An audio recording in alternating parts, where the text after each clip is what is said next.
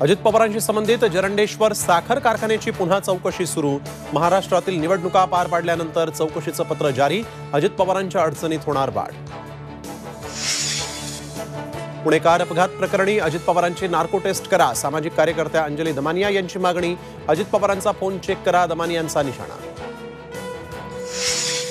Coastal road बोगद्यातील गळतीची तातडीनं दुरुस्ती करा। झी 24 तासच्या बातमीची मुख्यमंत्र्यांनीही घेतली दखल। पालिका अधिकाऱ्यांसह कोस्टल रोडची केली पाहणी।